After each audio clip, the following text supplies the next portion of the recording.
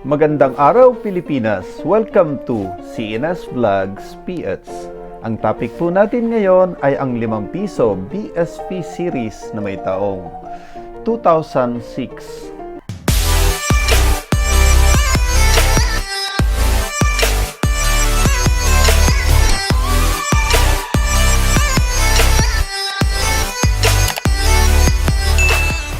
Bago ang lahat ay nais ko muna kayong batiin ng maligayang bagong taon sa inyong lahat at shoutout muna sa mga kabarya at coin collectors.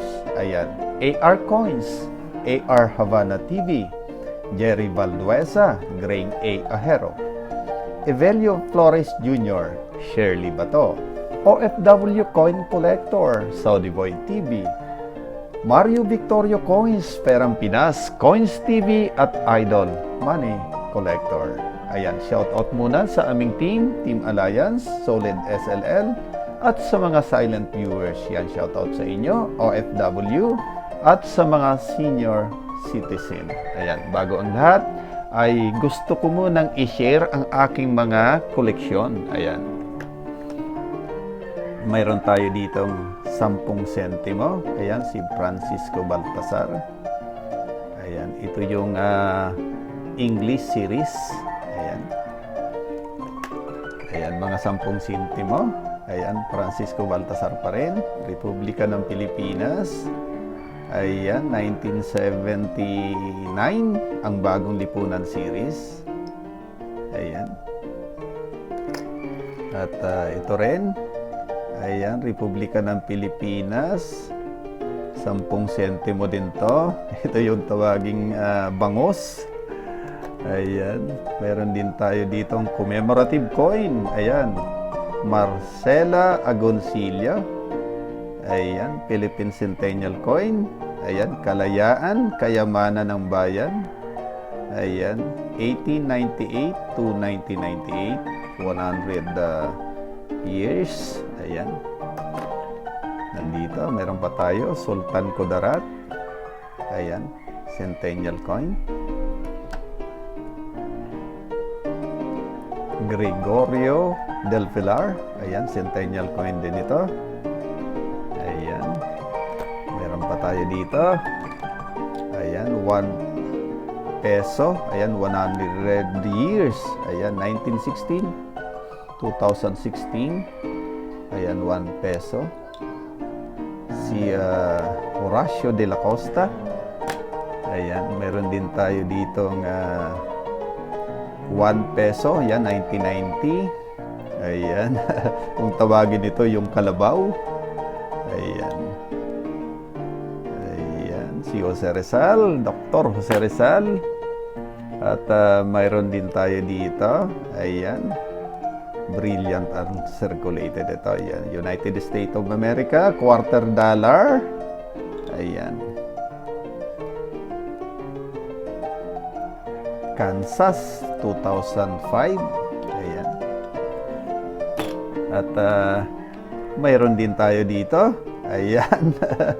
Republika ng Pilipinas, 1 peso. Ayan, 2005. Ayan, hard to find na rin dito. Ayan. Meron din ako nito. Ayan. Year 2005. At meron din ako dito. Ayan. 10 peso. Ayan, year 2007. Hard to find na rin dito. Ayan. Ayan. Bangko Sentral ng Pilipinas, 1993. Ayan. Ito yung mga collection ko. Ayan, i-share ko lang sa inyo. At bago ang lahat ay gusto ko muna batiin din si Idol Tolit Sulayaw ng Malabon City dahil sa kanya ko nabili itong 5 peso.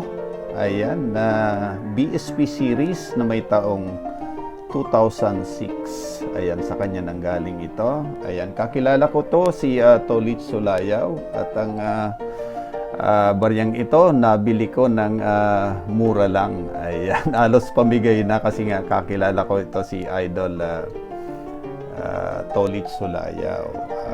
Ayan.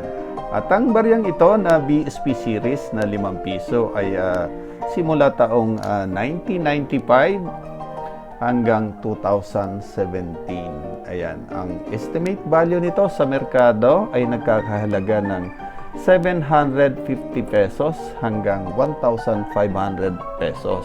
Ayan, depende sa kalidad ng iyong barya at sa pangangailangan ng mga kolektor. Ayan. At ang frequency nito, ayan, tiningnan ko sa Numista, alos nasa 3% na lang ito. Kaya ang baryang ito ay hard to find na. Ayan, mahirap nang hanapin. Ayan, sa mga nagbibenta ng mga old coins or banknotes, ayan, pwede niyong puntahan ang aming coin collection group. Ayan, ang pangalan niya ay mga lumang barya at perang papel. Ayan, isa ako sa mga moderator doon. At doon nyo i-post yung mga baryang binibenta nyo. At maghanap din kayo ng mga coin collection group. Ayan, mag-join kayo. At pwede nyo ring i-post sa Facebook. Ayan. Doon nyo ilagay, doon nyo i-post yung baryang binibenta nyo. Ayan. Sa may mga hawak pa ng 5 piso na BSP series, ayan, nangangailangan po ako.